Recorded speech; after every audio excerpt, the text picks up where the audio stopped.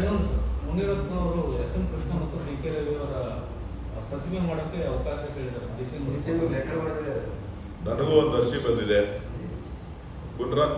ಕೊರಂಗು Munirathna Naidu statue ಮಾಡೋದಕ್ಕೆ ಅನುಮತಿ ಕೊಡಿ ಅಂತೇಳಿ. ನಾನು ಅದನ್ನು DCM ಅವರು ಮನವಿ ಮಾಡಿದೆ.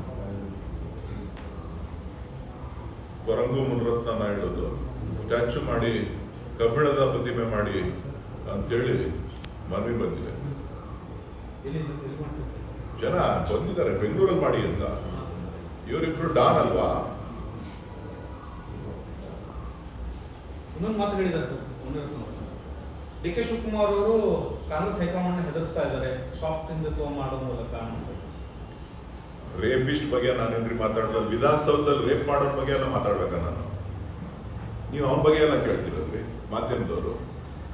ವಿಧಾನಸೌಧದಲ್ಲಿ ರೇಪ್ ಮಾಡಿದಾನೆ ಅಂತ ಹೇಳ್ಬಿಟ್ಟು ಜಗಜ್ಜಾಹೀರಾತೆ ಆಗಿದೆ. ಅವನು ಅದ್ರ ಬಗ್ಗೆ ಮಾತಾಡ್ರಪ್ಪ. ಹೆಂಗ್ ಮಾಡ್ದ, ಏನ್ ಮಾಡ್ದ, ಅದ್ರ ಬಗ್ಗೆ ಆ ಚಾರ್ಜ್ ಶೀಟ್ ಅಲ್ಲಿ ಏನೇನಿದೆ ಅದನ್ನೆಲ್ಲ ತೆಗೆದುಕೊಂಡು ಹೋದ್ರಪ್ಪ. ದಯವಿಟ್ಟು ಅವನ ಬಗ್ಗೆ ನೀವು ಪ್ರಚಾರ ಮಾಡ್ತೀರಾ? ಅವನು ಹೇಳಿದ್ದನ್ನೆಲ್ಲ ನಮ್ಮನ್ನು ಕೇಳ್ತೀರಾ? ಅವ ರೇಪಿಸ್ಟು ನಾನು ಹೇಳಿದ್ದಲ್ಲ. ಅವ್ರು ಯಾರೋ ದೂರು ಕೊಟ್ಟಿರೋರು ಹೇಳ್ತಾ ಇದ್ದಾರೆ ನನ್ನ ರೇಪ್ ಮಾಡಿದ್ದಾರೆ, ವಿಧಾನಸೌಧದಲ್ಲಿ ರೇಪ್ ಆಗಿದೆ ಅಂತಾರೆ. ದೇವ್ರ ಕೆಲಸ ಮಾಡಕ್ ಹೋದವರು ವಿಧಾನಸೌಧನ ದೇವಾಲಯ ಅಂತ ನೀವೆಲ್ಲ ಕರಿತೀರಿ.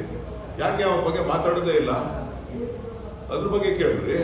ರೇಪ್ ಮಾಡಿದ್ಯಾ ಇಲ್ವಾ ಅಂತ ಕೇಳ್ರಿ. ಪ್ರಶ್ನೆ ಮಾಡಿದ್ರೆ ಯಾವ ಥರ?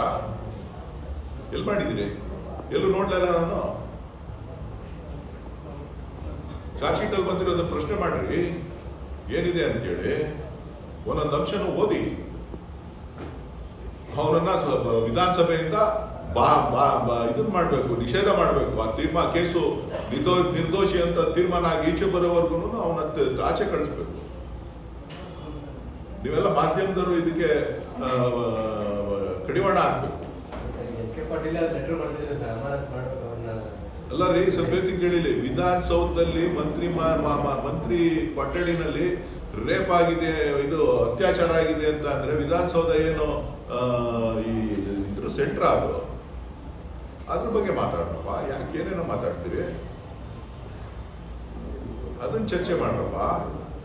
ರಾಜ್ಯ ಜನ ಕೇಳ್ರಿ. ಒಕ್ಕಲಿಗರ ಮೇಲೆ ಪ್ರೀತಿ ಯಾವಾಗ ಬಂದಿದೆ ಅಂತ ಅಂದ್ರೆ ಒಕ್ಕಲಿಗರ ಮೇಲೆ ಪ್ರೀತಿ ಈಗೆಲ್ಲ ಬಂದಿರೋದು. ತಾಯಿ ಅವ್ರ ಹೆಂಡತಿನೆಲ್ಲ ಮಾಡಿದ್ನಲ್ಲ ಅವಾಗ. ಯಾವ್ಯಾವ ಪದಗಳನ್ನ ಅವಾಚ್ಯ ಪದಗಳನ್ನ ಬಳಸಿದ್ದಾರೆ ಅದನ್ನ ಮುಚ್ಕೊಳ್ಳಿಕ್ಕೆ ಮುಖವಾಡ ಹಾಕೊಂಡು ಬಂದಿರ್ತಕ್ಕಂಥ ಒಬ್ರು ರೇಪ್ ಮಾಡ್ತಕ್ಕಂಥ ಒಂದು ನಿರ್ದೋಷಿ ಅಂತ ಪ್ರೂವ್ ಮಾಡ್ಕೊಂಡು ಬರ್ಲಿ. ಅವ್ರಿಗೆ ಗೊತ್ತಿದೆ, ಕಲೆ ಎಲ್ಲ ಗೊತ್ತಿದೆ, ಎಲ್ಲ ಮ್ಯಾನೇಜ್ ಮಾಡ್ತಾರೆ. Okay, thanks. DK ಶಿವಕುಮಾರ್ ಅವರು ದೆಹಲಿಗೆ ಹೋಗಿ ಬಂದು ನಂತರದಲ್ಲಿ ಅಲ್ಲಿ ಅವರು ತಮ್ಮ ಹಕ್ಕನ್ನು ಪ್ರತಿಪಾದಿಸಿದ್ದಾರೆ ಅಂತ, ನನ್ನ ಶ್ರಮಕ್ಕೆ ತಕ್ಕಂಥ ಫಲ ಬೇಕು ಅನ್ನೋ ಅದ್ರ ಬಗ್ಗೆ ಮಾಹಿತಿ ಇಲ್ಲ. ಶಿವಕುಮಾರ್ ಅವರು ದೆಹಲಿಗೆ ಹೋದ್ರು ಅಂತ ಅಂದ್ರೆ ಅದಕ್ಕೇನು ಅರ್ಥ ಕಲಿಸ್ಬೇಕಾಗಿತ್ತು. ಅವ್ರು ಪ್ರತಿ ತಿಂಗಳು ಪ್ರತಿ 15 ದಿನಕ್ಕೊಂದ್ಸರಿ ಹೋಗ್ತಾನೆ.